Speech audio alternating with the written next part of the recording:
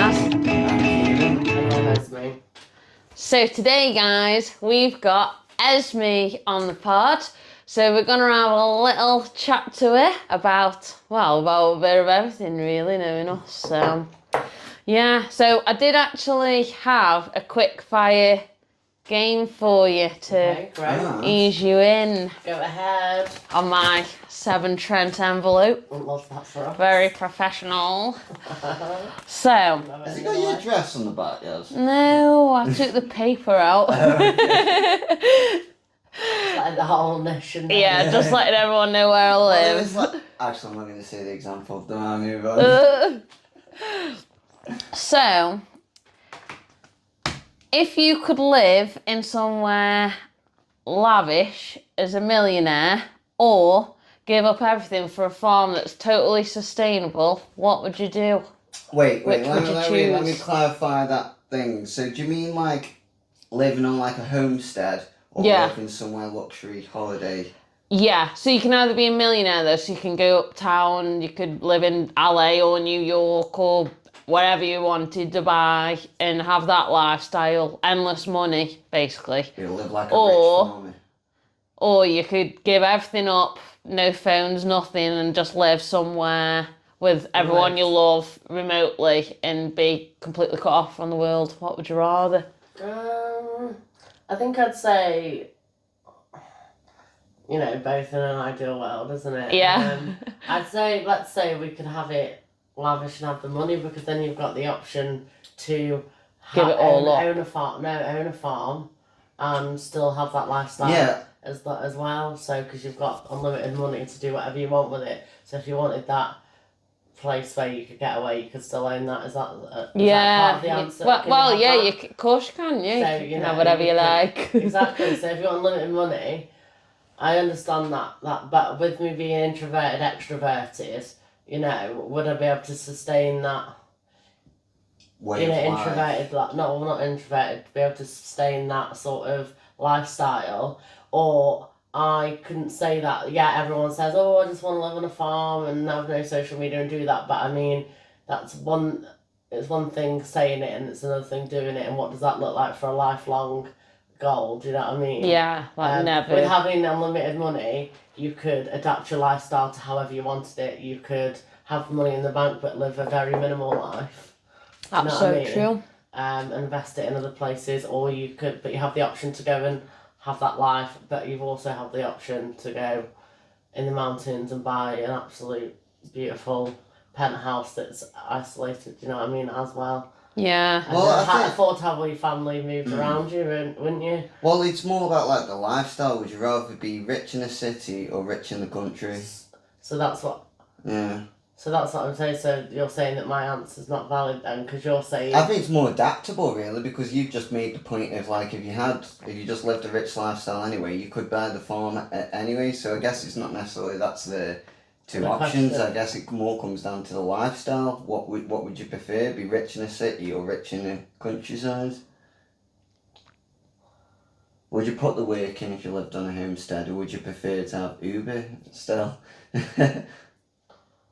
It's a hard one to answer because I can't predict the future and I don't know my life like that, and some people might feel strongly about that answer, but I don't feel strongly about it because I've had it both as well growing up in my life. Yeah. So my grandparents lived very much in the countryside. I used to go there for my 6 weeks holidays, my Easter holidays, my Christmas holidays. But then so they were wealthy as well, so they had like a stunning country home. They had the swimming pool, the car. So even though we lived, so I do understand what it feels like, because you have the car and they can drive everywhere, so it doesn't ever feel too remote.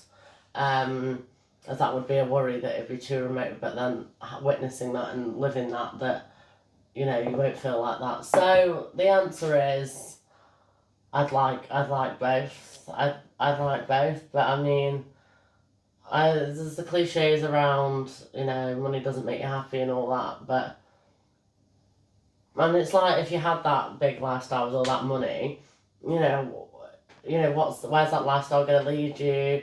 Drugs, alcohol, partying, it's great, but what if you went that went to, like, you see overdose, like suicides, you see people getting addicted to, Well, what's more because they've had money, yeah. do you know what I mean? And So no that one's ever lifestyle happy. you know, so are you ever really happy with Yeah. with either? It's more, it's like the really? quality of life. It's like, would you, it's like, if you were given all the money in the world, would you be happy because you don't have to earn it anymore? Well, I would like to say, where yeah, does the purpose go? No, because I just think everyone would like to say, yeah, into it as a factor, because, you know, everyone's struggling now in this society, in this world that we're living in, and unfortunately, money is making the world go round, and money making is making happiness. So if you're giving someone an option to have unlimited money, but you hear the rich people aren't happy when they have money, because as the peasants or the working class as we are, like, you hear that actually I probably wouldn't want that life because it makes people unhappy if you have money, but then you have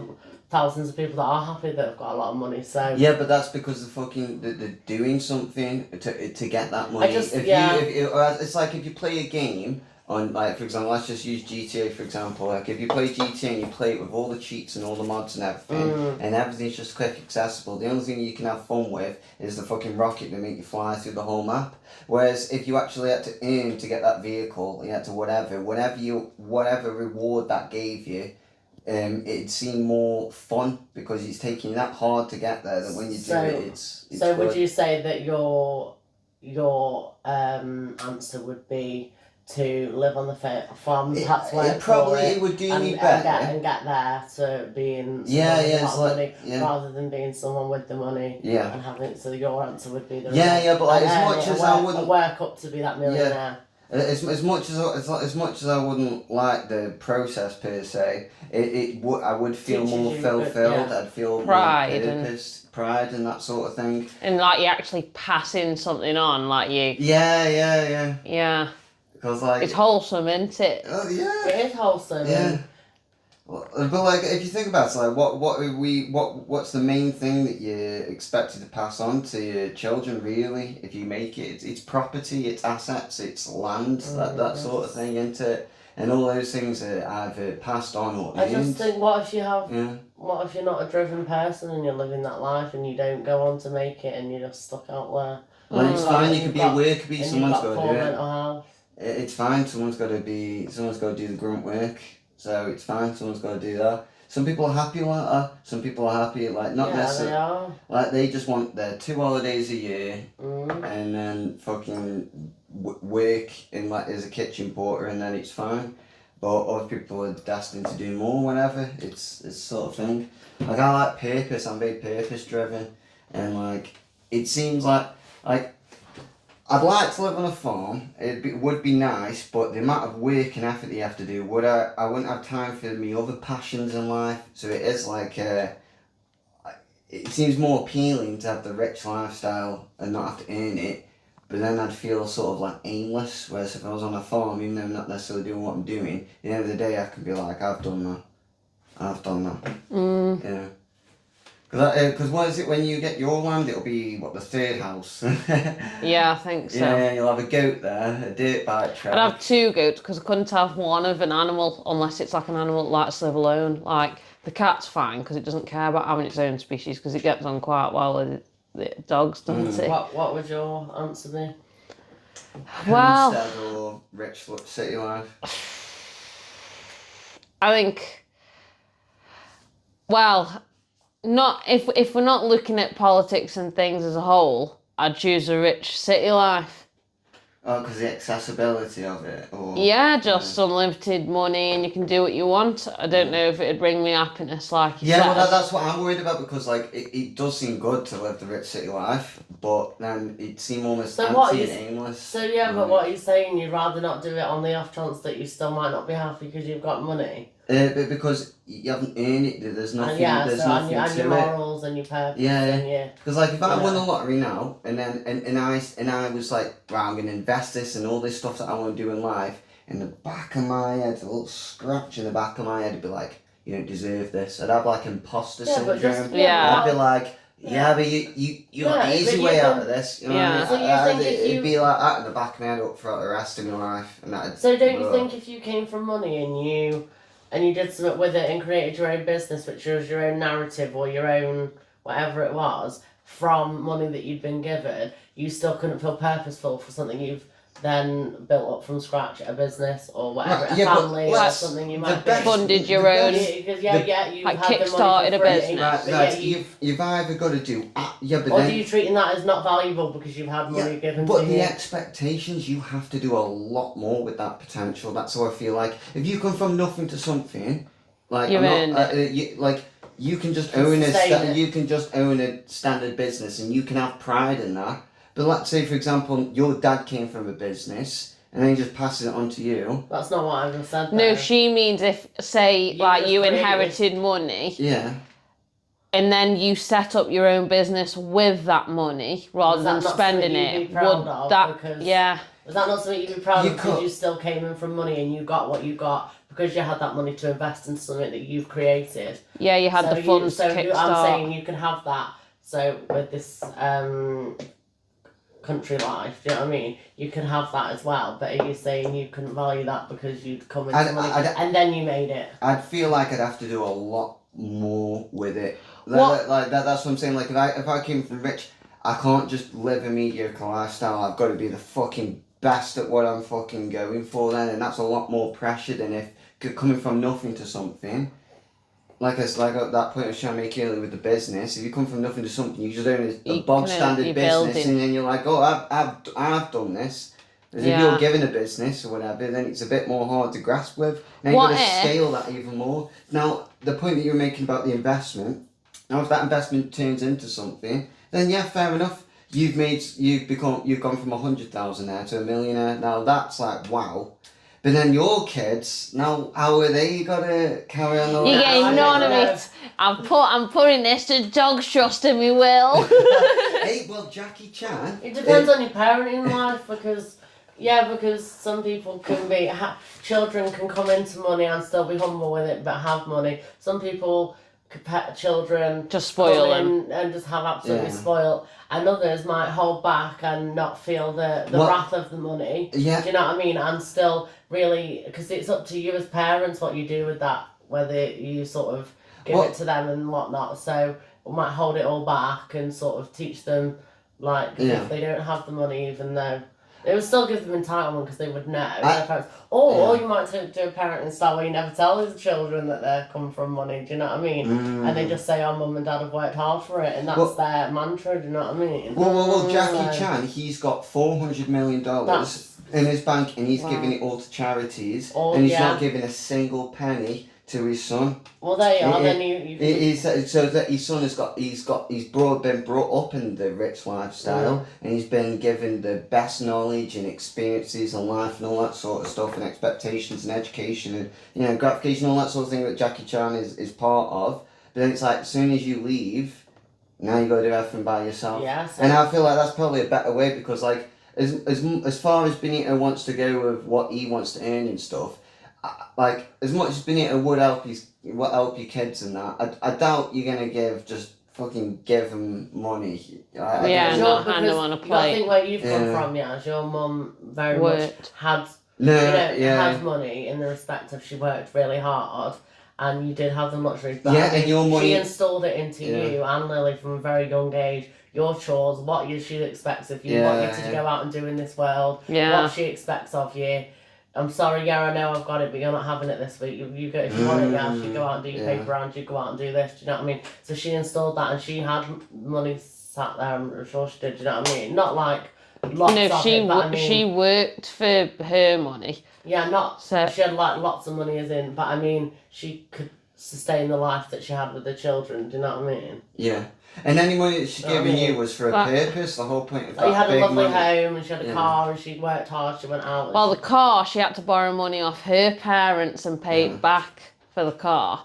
But she didn't actually have money. She was just really good with the money she earned. She still doesn't have money but a fella does. Yeah, but she did give you a big amount that she saved for ages, but that was purposeful, that was for uni. You wouldn't have got given that if you didn't done something, you know what I mean? What's that, sorry? What you got given for when you went uni. Oh, yeah. I didn't get money off my mum. That was my own savings from when I was working. Was it? That money in my bank account. Mate, I was working from when I was 13, paper Jesus. round, Yeah, save. paper round. And when we Start used to go out, so I used to walking, get paid £13 a week for 6 days of paper round. I would spend Yeah. £3 and put £10 in She my was bank really sad every like week. that, weren't you? Every week. When we grew up, you were Yeah. I always swear like you that. had My mum- some money. Look, what the uni? Oh, like my grandparents gave me bits of money from literally after I was a week old, but Went to like most of the savings money was just like any birthday money I got. Do you want to go to the shop, Wait, so what or do you did want to your put it in your bank? pass? I was always put it in the so My bank. mum installed that into you. Yeah. Yeah. Well, I'm a granddad, to be Yeah. fair. So what was the big chunk for your mum? Was that for the house help? Was that the thing? I paid that back. I had to you pay. paid that Yeah, back, yeah, but yeah. that- So but my that- mum yeah. lent me a couple of grand because I was a couple of grand short when I wanted the house with Benito. Yeah. So she lent me that, but I paid that back. Yeah. So yeah, that's So everything that your mum's passed to you then is you've still had to pay it back. pay it back. Yeah, nothing's been. You can Yeah. have it. Yeah, and that's probably is the good. best. That's the I best always approach. Yeah. Even with my friends, I always think paying back's a really good thing. Having no you know what I mean? Oh, I remember that money's a time really- when I did this or something. Yeah, money's a really funny one, and I like the friends where it's so straight down the line. And even with my friend there, you know, everything again is always straight down the line. Do you know what I mean? You pay, I pay, or Yeah, take it in turns or or like 50-50 or. yeah, well, that was like even Nikki, like even down to the £1.43. Yeah, it's petty, but I mean it works. It just works. Do you know what I mean? Or I thought you got so much And money then saved as me. you know, like she'd be like, "Oh, just send me that," or I just, or like you would let it go when you get a bit older. Do you know what I mean? Or if you need it. But I mean, I just think splitting money down the middle is a good thing. You're very much like that, aren't you? I'm sure your relationship's quite like that, is it? Yeah, because of Yaz. yeah, good old boundaries again. Yeah, I wouldn't have stayed in Derby if it wasn't for Yaz. I knew nothing about Well, budget yeah. if it wasn't for Budgeting. Yaz. Yeah. And that's Yeah, it, because innit? when Kieran got to uni, he thought that like the bill that he was given, he thought that like your uni flat, the money's already come out of your money that they give you. He didn't realise you have to pay it because he was in student halls. He thought it was automatically deducted. Yeah, you have to explain that. But then they smacked you with a massive bill, didn't they? Yeah, And it Yaz was that like- covered me. Yaz that covered me. 2 weeks of knowing Yaz. That's how fucking best mates me Yeah. have been. I don't 2 know. weeks of knowing Yaz and Yaz covered me bill for me. Yeah. It's very much Yaz. 'Cause I've known Yaz a long time, since in primary school, so I know that she's good like that. Yeah. And she'd have I was like, she'd have a friend I would have back had to in that. fucking drop out if it But I wasn't mean, for Yaz. so flip that there. So interesting, if you don't mind me asking, what was your upbringing like then? So that was Yaz's. Her mum installed it. My dad was, what was my, your so setup? when What made you my mum say- was really strict with me. So mum pretty much just brought me like resilience. That's what built into me. And then my dad was just didn't care what I was doing as long as I'm fucking working. That was my dad's. That's always been my dad's thing. Doesn't matter what you do. Doesn't matter what you're doing. Doesn't matter what's going on. Are you fucking working? And it's like, yeah, I am. And those are two things that have always been resilient. So I'm always interjecting. I'm always like, I can be slightly argumentative at times, or like, oh, I always have a point. But then if I'm at a workplace, I'll try to fucking, button it down. Like what my boss said to me once, like my old boss said, he was like, oh, you're resilient, Kian. I was like, yeah, I know, because there's so much stuff I'd want to say, but it's fine. It's not my workplace, is it? And that I guess that's the whole point of thing. So I've learnt a lot of tolerance and that sort of thing, and just fucking get on with it. But I mean, You'll get it budgeting, done. so you weren't ever. But money wise, it wasn't something. No. It's interesting for me. So mine's different again, because mine is obviously, it definitely wasn't installed to me at any point in my childhood, my life. Yeah. So mine, as I've got older as an adult, so I've sort of realised that I have this money, I'm good at saving, I like spending and all these aspects. But Esmee, that quite like a reality is that Esmee, because you haven't got anyone to lean back on, like family or I've friends always had that safe next to me dad. My dad's always been good like that. But I just remember, I just got to be like that for my daughter. and karma will pay out, you know what I mean? Yeah, so I haven't got anyone to keep sofas on or like for fall back. But I didn't look at life like that. Well, you have, but you were... I didn't look at like, I need to save money because I can't, if anything goes wrong, I've got nowhere to like fall back on. Yeah.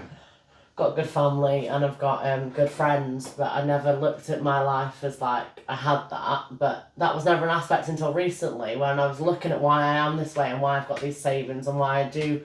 And I was like, Esmee, in the subconscious brain, you probably knew that, you know, I didn't, because I didn't look at it like, oh, I saved money because I've got nothing to fall back on. I just did it because I just did it. And then now reflecting, I'm like, oh, I did it because, Esmee, you sort of, you know, it was part of you as a being. Like, I knew that I didn't have that, but that wasn't, in some sense, that's not in my forefront. I wasn't thinking that. But the subconscious brain was doing that. Yeah. Do you know what I mean? And that was why I was doing it, because, you know, at 25, I had an overdraft, and I had, you know, just like the average teenager to 20s, you have different debts and bills and stuff. And everyone goes, right, I want to get rid of my credit card, I want to do this, I want to do that. And mine was like 25, I had a bit of overdraft, and I had a bit of this and that. So I paid that off, and then I sort of went, my saving, I found interesting, again on reflection, looking back. So mine was like 200 every month, you know, and then you live off a smaller amount, don't you? You just live off that £200. Then it went up to 350 every month, maybe 8 months later, and then it went, I just put 500, and then your wages go up, don't they? And then I put a bit more away, maybe 500 a month. Then that became my norm. But then each time I was living off a smaller amount then, because you're putting more away, aren't you? So I don't feel like people say, oh, I want to save, I want to put £500 away, like, so then I'd be here. You can do that, but my choice was, I did it gradually. So now, without exposing myself too much, like I've said, I can bleep stuff as well if you need. About I put £800 away now. Do you know what I mean? But I don't just. People say, wow, Esmee, how do you do that? But that's how I've just told you how I've just done it. It was never like I just skipped from, I do £800 a month. Well, I guess it's like... It's gone from the 10. Yeah, it went from like 200 savings a month to 300, living off a smaller amount, living off... Living below your means, innit? Yeah, like living below my means, still having a good lifestyle, creating that like for myself. But, you know, like you say, and that was how I did it. But then obviously I went out and I got a better paid job, so that the aspects come into it. So I'm on more of a bigger wage now, so I can't afford to put more. That definitely comes into it. I aren't putting that level away because I'm still on the same, you know. I invested in myself. I aimed for a higher job that was more paid. You know, things like that. Where was I going with it about me? About having this money and about why I am this way is so not having that to fall back on. And now I look at it like it's that nice for a rainy day, for a holiday, for a car, for, you know, all these mortgage, aspects. And like then anything. when I left a job and I didn't have a job for a few months, but like I had this money here, so I didn't struggle in them. Yeah, I had to sign on for 3 months. I'd never done that. I'd worked since I was 17. That was brand new for me. I think I got like 200 and something £200 a month. Which I know, like, what? My dad won't let me sign on. I was getting like looking for jobs and whatnot, so it wasn't sort of. I had that bit of money there to, you know, lean back on, and then I've just sort of leaned into it, and then I've enjoyed it, and I'm like, oh, I like putting it away, and then you get proud of yourself, and then you build it up, and then, you know, now it's something I just thinking to myself. I'm like, I must have done this in a subconscious way, because now I've set something for myself. If I was to ever fall, I've got a bit of something. Which is just like the basics, really, of saving. It is really, but I mean, to get yourself that's just my, you know, from this total that I've got. If I was to say how much I've got saved, which has started at 25 and 29, so 4 years, and I told you the lump sum that I've got. Yeah. So is that so from 25 you paid an overdraft and saved what you have in 4 years? That is insane. The only reason I was in an overdraft so good. is because I got frauded, and it went into an over 500 into an overdraft, so I had to sort of like take an overdraft out to pay the money that had been frauded. I had to live off something. Like scammed out. I got scammed, wasn't it? So I had to live off something, so I went into an overdraft. But then I got familiar with it, and then I was working, and then I realised with my student loan, you don't get interest on it. So my bank told me that at the time. So I was just in this overdraft for plodding along, and it was coming out my wages each time. So, but then after a while, I finished uni, and then I realised with Halifax, a year after you graduate, you'll get the interest. You get a year free before you have to start paying interest. So I knew that I had a year to pay it off. Yeah, I kept just like, I knew that I could rely on it. And then when I found out that overdrafts comes with an interest a year after a student because of my bank, I was like, right, this is the goal. Like, I've got to pay this off. Like, I'm not going to restart paying. And that was just sort of where it went from then. And put £200 away, yeah. So that was my savings story. But yeah, 4 years. Impressive. And that's just from doing that, yeah. But now I'm a bit excessive with it. Now I'm like, right, birthday money. Whereas I wasn't like that before. But now I'm like, birthday money can go into that can go into that. You know what I mean? Yeah. So, yeah, that was my savings story. And That's good. I like it it. actually is good. It's like you said, it's just normal, really. Yeah, but I tell you what. It's hard to build up that practice within yourself. Like another factor for me, quite recently, was my bank. So when I've been with Halifax since I was 16, and last year I moved to NatWest because I was looking at interest rate savings again. Yeah. Looking at NatWest was like on the adverts that it had good saving rates, interest rates, sorry, and with NatWest you get probably normal, a lot of people know about it, like an advisor, so like your own personal bank advisor that calls you like once a year and checks in to make sure. So I must have been with them a year, because I had a call from Tara. She rings me, hi, this is just a courtesy call. We arrange an appointment, go through, are you utilising everything from NatWest? Are you getting this? Have you got roundups? Have you got... There's something called Digital Saver, which is amazing. You can't put anything more than £150 in there. So I have a direct debit for... So when I say I'm saving, I aren't having, say, £800 come out. I've got 150 that comes out of a Digital Saver that sits in that pot.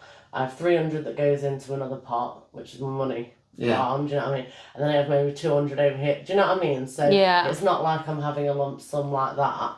But this digital... Anyway, so utilising... So I sat with Tara and went through it, and then I've shared that knowledge. I'm like, have you thought about NatWest? You get about 250 for changing banks, like most of them. Have you got Digital Saver? You literally put £150 into this thing. Yeah, I've got £3,000 in there over about a year and a half now. So that's really good. I've only put like 150 years times whatever it is, 14 months, and then I've got extra because the interest rate's so high for it, but you can't anyway. So just basically utilising the bank that I have. Do you know what I mean? Yeah, for the interest. Moving pots of money into interest. So Moneybarn, I've had £4,000 back from them. I've recently put the cash ISA for Moneybarn is so much Moneybox. I knew what you meant. I've got the app for Moneybox. Yeah, for Moneybox. Yeah, so the cash ISA interest is so much higher on that than it is for NatWest. So I'm like, why am I storing it in here? So quite recently I moved it all to there because do you know what I mean? Yeah. So just always like when you're knowledgeable, you look, So this is what they don't teach you, do you? So then I share this knowledge with a few of my friends, and now they're like utilising their money more. And it's what we should share and. Yeah, because it's in everyone's best interest. Well, at the end of the day, you don't want to all be ranting at the end of the day. I understand if you need to do it, but it's not ideal, man. I'll never leave my mum and dad's till I've got a fucking deposit. No way. Renting's disgusting. You're paying for someone else's mortgage. Let's just be realistic. It's disgusting. There should be a cap on rent. It should be square footage like how America does it. It should be square footage and utilities, and that's what you're paying for. Oh my God, no.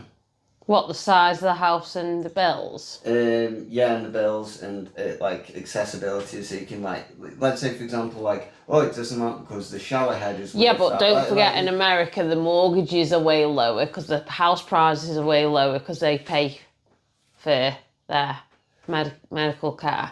Yeah. So it's balancing different things. Well, We've got. Sweden, I didn't know that until Ellie when we went to visit. I don't think you come. We went to visit Ellie once, and she was on about me doing the move to America for whatever reason, at her time in her life.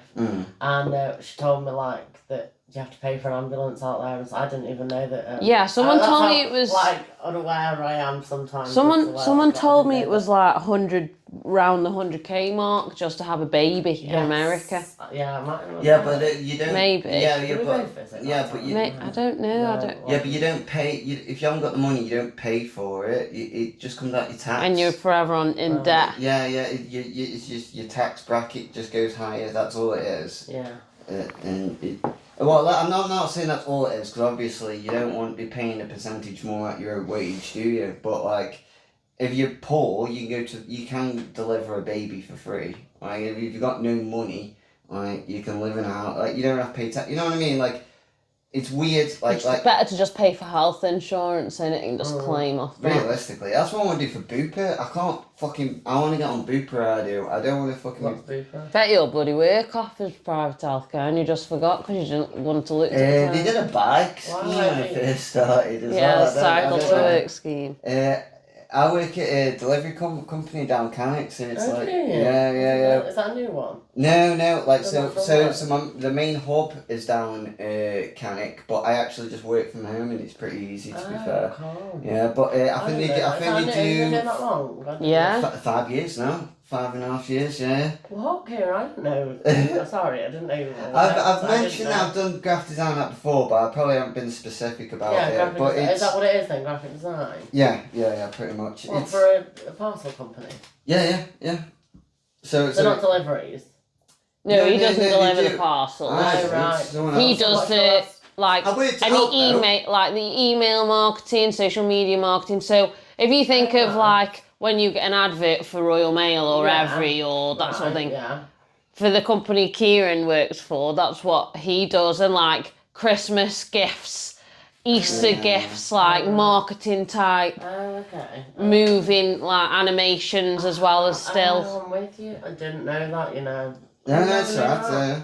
There we go. Learn something every day. Yeah, it's really interesting. I didn't hear you really. Go. They've been in it 5 years. Why would you slam on it's more. But then I do. I feel like I come and all this stuff at work today. Yeah, but that's the difference of working from home. It's just he's given tasks, but there's no like drama. There's he has meetings and that's Dude, when I first started that job, I used to be overly social, like too much, and I used to be very political and stuff. And I'm thinking back now, and it's like I do really believe like that strongly, but it's just when you get caught up in conversation. Yeah. And I didn't realise that most of the people I work with voted for Tory, and I was like, oh shit, I shouldn't talk. So I'm a bit more Labour-like, but like in Green Party and whatever. But it's I had to have a conversation with boss with my old boss, and she was like, Kieran, she was like, I like interviews, Esmee and everything, but you gotta calm down. Like, you can't keep coming into the office and just... Right, yeah. Like your personality. Stop being so too much of your personality. Yeah, I'm coming to work, you know what I mean? I can't just be making cups of fucking coffees and then just be chatting about the world, you know what I mean? I remember I used to go into the office, and I remember before COVID happened, I was like, yeah, this is nothing. Nothing's going to come of this. It's whatever in it. And I remember eating your words giving when like the whole pandemic come. I remember giving a whole preach at work, it's whatever. And I was talking to all the IT boys and everyone, just like, just having a laugh about it. And then they were like, oh, Kieran, what's it called? Where we had to go in?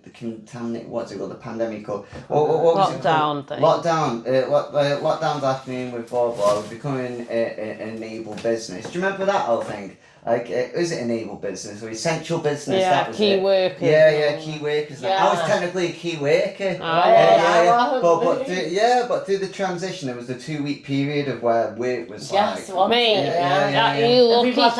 didn't get that. Well, on that. Whether you were aware or whether you weren't. Yeah, well, on that 2-week period when the news, like people that work in this field are. So when the pandemic first happened, the 2-week transition, they were like, oh yeah, just go home. This has happened. Or you'll go for 2 weeks, and then ended up not going back into work for like 6 months. Is that how you became remote? Yeah. I had to get. Oh my. So after lockdown, I will never, and I don't even care if work sees this, I will never go in more than twice a month ever again. I will quit my job. I don't care who that is. I know my skill set. I know what I can do. It's on a laptop. It works really well. Bussing respectfully. I'm saving 250 quid a month. Like travel time. I used to spend 4 hours. Oh, we've done an episode on this. It makes sense though. They do have to factor that you're not. Oh, work don't see this. Do you know what I mean? It is a factor. It is normal. Do you know what I mean? 2 hours before and 2 hours after. Yeah. I'm not doing that. Everyone has to take that into consideration. Yeah. People commute for work. I commute for work. So, you have to take it in. I get paid for my commute, do you know what I mean? But then you stay overnight and stuff, so it's not as long, but for me, I was doing 3 to 4 hours of travelling every day. That's what I mean, to do it in one day. And I did that for a whole year, and that's when so you're not out your means by saying, I would much prefer to work from home, don't expect me to come in anymore, because this works, it's working. So it's working, yeah. It's not the job itself, it's just how it pans out now. Yeah. It's so much more convenient. And that's why they've invented remote working more, do you know what I mean? It's always been there, but I mean... The fucking pandemic was good for me. Yeah. I don't know about everyone else, but it's fucking worked out for me. I worked anyway. I started practicing this recently. It was if someone's asking me about lifestyle and stuff like that, like for example, when someone says oh, you're right, they're just saying hello. Just say it back. When someone used to, this is what I mean, when I was saying about earlier, about when you used to be at work, I used to be overly social, and now I'm a bit more reserved now, and I know I'm a bit more sure of how to be at work and what to do and stuff like that. Whereas before, when I started, I used to just fucking blare everything out. Isn't it a great thing I love this aspect of being an adult and learning this about myself. So they say you go through different stages of your life, and I really can recognise this stage. This stage is it's not like a subconscious stage, it's really forefront. I can see changes, how I am, your friends, your relationships change, how you communicate, how you talk, what you say, what you don't say. It's not like something I've done subconsciously. You want to do these things because you want to do them.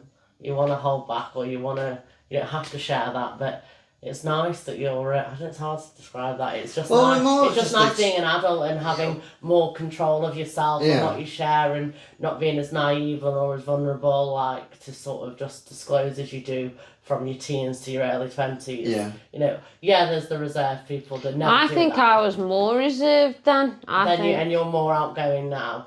So I'm definitely flip side. I was out there. Yeah, same. I was so out same. there. That's why 17 to 24, I was massive character. I'm definitely got them aspects, but definitely different now. I'm far more tame than I was. Still got that side, but I mean, definitely more tame. And I really like that we can do that as an adult now. We can always do it. But I'm talking generally, from my experience, I'm really enjoying having this. So a bit about my childhood is and I keep reflecting on it about as an adult now. So looking at your childhood as a teen, actually, I'm working in the area of work I do, and then looking in my 20s, and I'm looking at it in my late 20s, looking at it each way, and I've realised I once described my life as this, my childhood as this, then in my 20s I used to describe it as this, which was a bit of a different way of describing it, I've reflected, and now this is how I talk about it. And now, as this age, I talk about it completely different again, and it's still the same childhood, but I mean, so what I do from it is I had a lot of positive and negative exposure in my childhood, and I think that is beautiful when you become humble, non-judgmental, understanding, down to earth, relatable, lived experience. Common filth is a big one for me. Really. Looking at, I used to be proud of it in an immature way when I was in my 20s, of my childhood. But now I'm proud of it obviously on reflection, I'm proud of it again. That personally, I'm a bit biased, because I think having negative and having positive makes the best person, not me, but the I average believe that, person, because Makes you having well-rounded. both sides is really quite Being special, balanced. because you know, not everyone has that. Do you know what I mean? And if you come from wealth or just an ordinary background, and never seen anything, you know, any exposure, then it just makes you a different person. But I mean, I'm really proud of having both sides, so I can see how both half have lived. Yeah. You know what I mean? I've seen wealth I've seen poverty on my mum and dad's side, and then I've seen like wealth on my, which is funny because they are my grandparents that raised this, you know, but they have done really well. And I always had a close relationship. And about your nan? My nan and granddad, okay, obviously, that raised my mum. Yeah. My mum's lived her lifestyle, yeah. But I'm close to both of my parents and my grandparents, and they've got both different lifestyles, and I've got to see both of that, and I really love that about my childhood, and because it's been so diverse. So diverse, a lot of it that makes me, and like that I can relate to all different, and I'm very good at self-reflecting and looking from other people's perspectives, and you know, giving insight. So recently with the job that I do, which I'll go on to it, I do support work, and this 17-year-old that I work with, you know, sort of turned around to me and gave me this story of her childhood, as I do in my job. And listening to it, you know, when you see, oh, that's so cliche, you see yourself. I listened to it. I know what you mean. What I meant is, I listened to it and I just thought, wow, that's so beautiful and naive of you. Like Naive, naive. But not in like a... No, naive as in, because you're a teenager. Yeah. And You're opening up. She come from a care, she was taken into Background. care. And the way she loves her parents and sees her parents, I was seeing her talking about it, and so I've witnessed that, experienced that. So She was coming when I was from. listening just the other day, I was thinking, wow, this girl, like I was just talking about a minute ago, will see this, how she talks about this, what I was saying about how I talked about it as a teenager, how I did it as a early 20s, and how I do it now. This 17-year-old that's talking about her background now at 17 was once me, and you know, when she gets older, like she'll reflect on it again, like maybe in 8 years' time, and then when she gets to 30, she'll reflect on it again, like she'll do what, she'll do that. And it was just interesting to listen to her, like, go, you know, but they loved me, and you know, the social services saw it as neglect, but I didn't see it like that, because they loved me, and I was brought up, you know, which was obviously similar to my story. There was neglect, but my parents absolutely doted on me like I was the best thing since sliced bread. But just to clarify, neglect, and with she was like, I didn't like that social service used that word, because I didn't. That's see it what as neglect. and a lot of the time it isn't neglect as people imagine it, is it? Like, so how I tried to explain it to her was like, in the eyes of social services, in the eyes of the law, like, it isn't for the child that is in a family of love, but the lifestyle, like being late for school, or being left at home for a couple of hours when you're young, you know. Even though most people do that. Do you know what I mean? These sort of aspects in the eyes of social get pulled and flagged and you get taken off, but the child doesn't ever look at it like that, because they've just been in a loving home. That's their world, that's what they know. Exactly. So what I'm saying is, it's the aspects of that you can't really see, or what social services deem as not okay to be in that. Yeah, and what the world thinks of with certain keywords like neglect isn't black and white. Like a lot of the times, if a child is neglected, they're still happy and healthy. Yeah. It's just like you say, the timekeeping with school, or you bunk off a few days, or clothes, or like you're going in with the same jumper that you've had on for 3 days. Things like that. Yeah. But child doesn't care, does it? It's just the fact that the mum or dad might not be coping, and or they just can't afford, because everything's bloody expensive. So, you know, poverty is going on. And food banks weren't as but it's more like the appreciation was the point you're on about. You've got appreciation for both sides. You've got the relatability, I think's the big thing, which is the point I was making earlier when I said common filth. Yeah, like nothing's resented. Well, you become pretentious in your personality and you look down on things. Yeah. Like you gotta understand where but people I'm come only human. from. I'm still guilty of it. We all still do it. Even though you've seen both walks, I still find myself still being be a little bit judgmental or be, you know, Yeah. still just because you have had that, and I'm saying, you know, you still Well, can no one's still be this perfect, you can still are be this they? arrogant person if you wanted to. Do you know what I mean? It depends. And sometimes I think judgmental can be the wrong word. You just have an opinion on something. It doesn't necessarily mean Yeah. you're judging I'm not them. You've married. just got an opinion. Yeah, I'm Well, not married so- to any of my opinions. I can change if I'm convinced either way. Well, I'm fine with that. Yeah. Like, you know what I mean?